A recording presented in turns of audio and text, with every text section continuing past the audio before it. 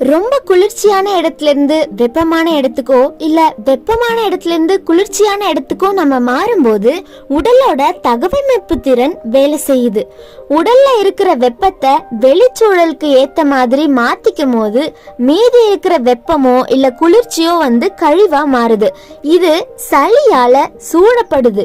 அதே மாதிரி உடலுக்கு ஒத்துக்காத அதிகமான வெப்பமோ அதிகமான குளிர்ச்சியோ இல்ல தூசி மாதிரியான விஷயங்களோ நம்மளோட உடலுக்குள்ள போக முயலும் போது நம்ம மூக்கு அதை எதிர்க்குது.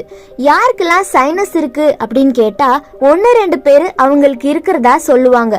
ஆனா உண்மையிலேயே சைனஸ் அப்படிங்கிறது நம்ம எல்லாருக்குமே இருக்கு. சைனஸ் அப்படிங்கிறது மூக்கோட அடிப்பகுதியில அமைஞ்சிருக்கிற ஒரு மெல்லிய சவ்வோட பேரு. இந்த சைனஸ் சவ்வு நம்மளோட புறச்சூழல்ல இருந்து நம்மளோட உடலுக்குள்ள போக முயற்சிக்கிற விஷயங்களை எல்லாத்தையும் தடுக்குது. உடலோட உள் வெப்பநிலைக்கு தகுந்த மாற்றத்தை செஞ்சதுக்கு அப்புறம் தான் உள்ள அனுமதிக்குது.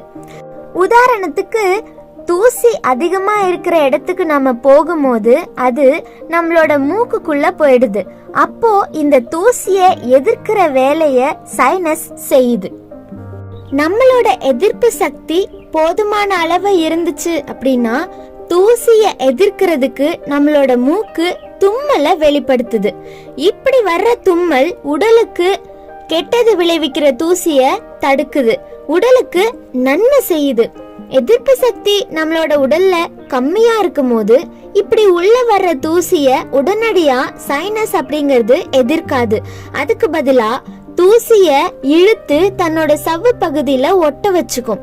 எப்போ எதிர்ப்பு சக்தி சரியான அளவுக்கு வருதோ அப்போ சைனஸ்ல ஒட்டிக்கிட்டு இருக்கிற தூசிய வெளியேற்ற முடியும். இந்த மாதிரி சமயத்திலயும் தும்மல் வரும். முதல்ல வந்த தும்மல் தூசி இருக்கிற இடத்துலயே தெரியும். ஆனா எதிர்ப்பு சக்தி குறைஞ்ச நிலையில தூசி மூக்குக்குள்ள போய் கொஞ்ச நாள் கழிச்சு கூட தும்மல் வரலாம். எப்போ தும்மல் வந்தாலும் அது உடலுக்கு கெட்டது விளைவிக்கிற தூசிய வெளியேற்றுற முயற்சி தான் அப்படிங்கறத நாம மறந்துடக்கூடாது.